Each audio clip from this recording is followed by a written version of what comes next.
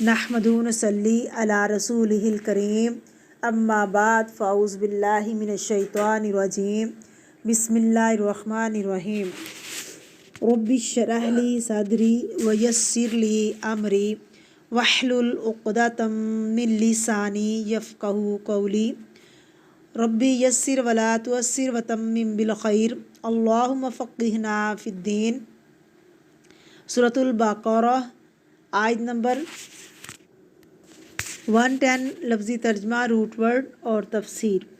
واقیموا الصلاۃ اور قائم کرو نماز، اور آتو ادا کرو الزکوٰۃ زکوٰۃ کو، وما اور جو تقدموا تم آگے بھیجو گے لانفسکم اپنے نفسوں کے لیے، من سے خیرن کسی بھی بلائی میں، تجدوہ تم پاؤ گے اس کو، عند اللہ اللہ کے پاس، انا بے شک اللہ تعالیٰ، بما ساتھ اس کے جو تعملون تم عمل کرتے ہو، بصیر دیکھنے والا ہے۔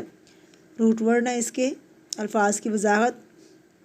وقیم الصلاۃ اور قائم کرو نماز، اقامہ یقیم اقامت، الصلاۃ فرض بھی اور نفل بھی، اور اقامت صلاۃ کسے کہتے ہیں، کیسے ہوتی ہے، اس کے ارکان، شرائط اور اس کے واجبات کا پورا لحاظ رکھتے ہوئے ادا کرو۔ وآتوا الزکوٰۃ اور ادا کرو زکوٰۃ، کس کو، کسی کو بھی مستحق کو دینا حق بنتا ہے، اور یہ صرف فرض کے لیے آتا ہے۔ صلاۃ جو ہے وہ فرض اور نفل دونوں کے لیے آتی ہے، لیکن زکوٰۃ کا لفظ جو ہے وہ صرف فرض کی ادائیگی کے لیے ہوتا ہے، نفل کی ادائیگی کے لیے کیا آتا ہے، صدقہ خیرات آتا ہے۔ وما اور جو بھی تقدموا آگے بھیجو گے، قدمہ یقدموا تقدیم سے، اقدام سے جو آگے بھیجو گے، رکھ دو گے لانفسکم اپنے نفسوں کے لیے، اپنے آپ کے لیے۔ اسے سمجھنے کے لیے گلہری کی مثال دیکھیے۔ گلہری کیا کرتی ہے، کھانا کیسے سٹاک کرتی ہے، کچھ زمین میں چھپاتی ہے، کچھ برف کے اندر چھپا دیتی ہے، یعنی جو بھی اسے ملتا ہے وہ سارا ایک دم نہیں کھا جاتی، تھوڑا سا کھا لیتی ہے اور تھوڑا سا جا کے کہیں نہ کہیں چھپا دیتی ہے۔ جب سارا ختم ہو جاتا تو پھر ایسے وہ جو سٹاک کی ہوئی چیزیں ہوتی ہیں وہ نکال کر کھاتی ہے۔ پھر اسی طرح ہمیں بھی اس دنیا میں بہت بڑا چانس ملا ہے، جتنا سٹاک کر سکتے ہو کر لو آخرت کے لیے، جو بیچ سکتے ہو بیچ دو، جو رکھ سکتے ہو رکھ لو۔ وما تقدموا لانفسکم من خیرن جو تم آگے بھیجو گے اپنی ذات کے لیے، اپنے فائدے کے لیے، من خیرن کوئی بھی خیر، تجدوہ تم پالو گے اس کو، واجدہ یجدو موجود ہوگی، کہاں، عند اللہ اللہ کے پاس، کچھ بھی گمے گا نہیں، نہ کچھ کمی آئے گی بلکہ اضافے ہی ہوں گے۔ تو یہاں تو آپ بعض اوقات کچھ چیز چھپا کے اگر رکھتے ہیں تو دوبارہ ڈھونڈنے جاتے ہیں تو وہ ملتی نہیں ہے، وہ چیز یا تو بچے اٹھا کے ادھر ادھر کر دیتے ہیں یا بھول جاتے ہیں۔ تو اللہ فرماتے ہیں جو اللہ کے پاس رکھو گے نہ تو وہ گمے گی اور نہ ہی اس میں کچھ کمی ہوگی۔ ان اللہ بما تعملون بصیر بے شک اللہ تعالیٰ جو تم کرتے ہو بصیر دیکھنے والا ہے۔ کس کے وزن پر ہے، فاعل کے وزن پہ۔ جو بھی عمل کرو گے دنیا کے اندر، چاہے چھپ کر چاہے ظاہراً، اللہ اس کو دیکھتا ہے، اللہ دیکھنے والا ہے۔ الرحمن الرحیم۔ تفسیر۔ وقیموا الصلاۃ وآتوا الزکوٰۃ اپنی ذاتی تربیت پر زور دو، اللہ تعالیٰ سے تعلق مضبوط کرو، نماز قائم کرو۔ نماز کب پڑھنی چاہیے، کب فرض ہوتی ہے؟ رسول اللہ صلی اللہ علیہ وسلم نے فرمایا، مروا اولادکم بالصلاۃ وہم ابناء 7 سنین واضربوہم علیہا وہم ابناء 10 سنین وفرقوا بینہم فی المضاجع۔ اپنے بچوں کو نماز پڑھنے کا حکم دو جب وہ 7 سال کے ہو جائیں، اور جب وہ 10 برس کے ہوں تو انہیں نماز کے چھوڑنے پر مارو، ان کے بستر جدا کر دو، کیونکہ بلوغت کے آثار شروع ہو جاتے ہیں۔ اس حدیث میں رسول اللہ صلی اللہ علیہ وسلم بچوں کے والدین کو ارشاد فرما رہے ہیں کہ وہ اپنی اولاد کو 7 برس کی عمر میں ہی نماز کی تعلیم دے کر نماز کا عادی بنانے کی کوشش کریں، اور اگر 10 برس کے ہو کر نماز نہ پڑھیں تو والدین انہیں سزا دے کر نماز کا پابند بنائیں، اور 10 برس کی عمر کا زمانہ چونکہ بلوغت کے قریب ہے اس لیے انہیں اکٹھا نہ سونے دیں۔ حضرت جابر رضی اللہ تعالیٰ عنہ روایت کرتے ہیں کہ رسول اللہ صلی اللہ علیہ وسلم نے فرمایا، ایمان اور کفر کے درمیان فرق نماز کا چھوڑ دینا ہے۔ اس کا مطلب یہ ہے کہ اسلام اور کفر کے درمیان نماز دیوار کی طرح حائل ہے۔ دوسرے لفظوں میں نماز کا ترک مسلمانوں کو کفر تک پہنچانے والا عمل ہے۔ حضرت عبداللہ بن شقیق رحمۃ اللہ علیہ روایت کرتے ہیں، صحابہ کرام رضی اللہ عنہم اعمال میں سے کسی چیز کے چھوڑنے کو کفر نہیں سمجھتے تھے سوائے نماز کے۔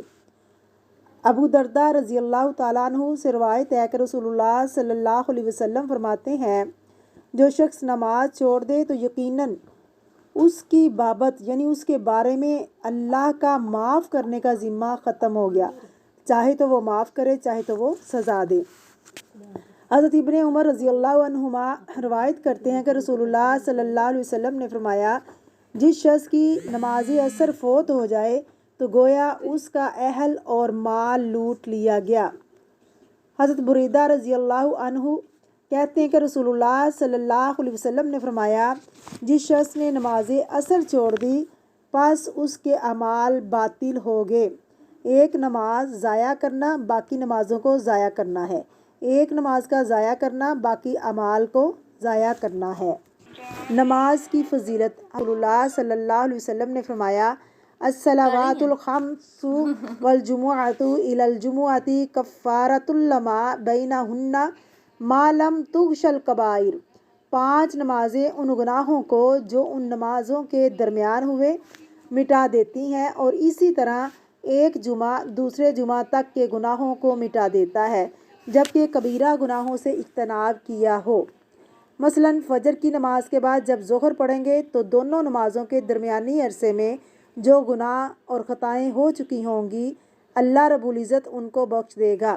اسی طرح رات اور دن کے تمام صغیرہ گناہ نماز پنجگانہ سے معاف ہو جاتے ہیں۔ گویا 5 نمازوں پر ہمیشگی کرنا مسلمانوں کے نامہ مال کو ہر وقت صاف اور سفید رکھتی ہے، حتیٰ کہ انسان نماز کی برکت سے آہستہ آہستہ چھوٹے گناہوں سے بچنا شروع ہو جاتا ہے، کبیرہ گناہوں کے تصور سے ہی کام اٹھتا ہے۔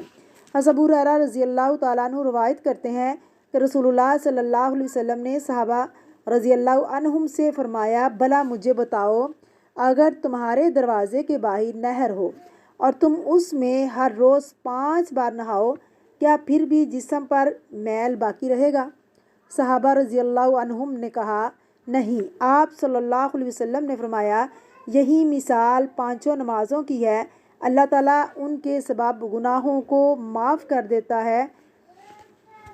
حضرت عبادہ بن صامت رضی اللہ عنہ کی روایت ہے کہ رسول اللہ صلی اللہ علیہ وسلم نے فرمایا، اللہ تعالیٰ نے 5 نمازیں فرض کی ہیں، بس جس نے اچھا وضو کیا، ان کو خشوع کے ساتھ پڑھا اور ان کا رکوع پورا کیا تو اس نمازی کے لیے اللہ کا عہد ہے کہ وہ اس کو بخش دے گا۔ حضرت ابو ہریرہ رضی اللہ عنہ روایت کرتے ہیں کہ رسول اللہ صلی اللہ علیہ وسلم نے فرمایا، تمہارے پاس فرشتے رات اور دن کو آتے ہیں، آنے اور جانے والے فرشتے نماز ظہر نماز عصر میں جمع ہوتے ہیں۔ جو فرشتے رات کو رہے وہ آسمان کو چڑھتے ہیں تو ان کا رب ان سے پوچھتا ہے، حالانکہ وہ اپنے بندوں کا حال خوب جانتا ہے، تم نے میرے بندوں کو کس حال میں چھوڑا؟ وہ کہتے ہیں، ہم نے ان کو اس حال میں چھوڑا کہ وہ نماز پڑھتے تھے، اور ہم ان کے پاس اس حال میں گئے کہ وہ نماز پڑھتے تھے۔ حضرت ابو ہریرہ رضی اللہ عنہ سے روایت ہے، رسول اللہ صلی اللہ علیہ وسلم نے فرمایا، منافقوں پر فجر اور عشاء سے زیادہ بھاری کوئی نماز نہیں۔ اگر انہیں ان نمازوں کا ثواب معلوم ہو جائے تو وہ ان میں ضرور پہنچیں، اگرچہ انہیں سرین پر چلنا پڑے۔ سرین پر چلنے کا مطلب یہ ہے کہ اگر پاؤں سے چلنے کی طاقت نہ ہو تو ان نمازوں کے ثواب اور اجر کی کشش انہیں چوتروں کے بل چل کر مسجد پہنچنے پر مجبور کر دیں، یعنی ہر حال میں پہنچے۔ نبی کریم صلی اللہ علیہ وسلم کو نماز عصر اس قدر پیاری تھی کہ جب جنگ خندق کے دن کفار کے حملے اور تیر اندازی کے سبب یہ نماز فوت ہو گئی تو آپ کو شدید رنج پہنچا۔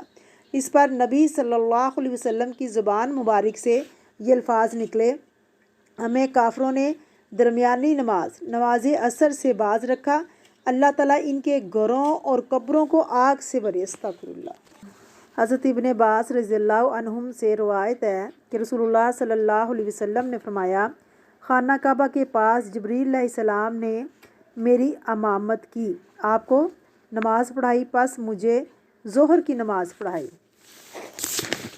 اور مجھے عصر کی نماز پڑھائی اور مجھے مغرب کی نماز پڑھائی اور مجھے عشاء کی نماز پڑھائی اور مجھے فجر کی نماز پڑھائی۔ جبریل علیہ السلام نے اللہ رب العزت کے حکم کے مطابق رسول اللہ صلی اللہ علیہ وسلم کو نماز کی کیفیت اور اس کے اوقات اور اس کے قاعدے سکھائے، اور پھر آپ صلی اللہ علیہ وسلم جبریل علیہ السلام کے بتائے ہوئے اور سکھائے ہوئے وقتوں، طریقوں، قاعدوں اور ضابطوں کے مطابق نماز پڑھتے رہے، اور امت کو بھی حکم دیا، تم اس طرح نماز پڑھو جس طرح تم مجھے نماز پڑھتے دیکھتے ہو۔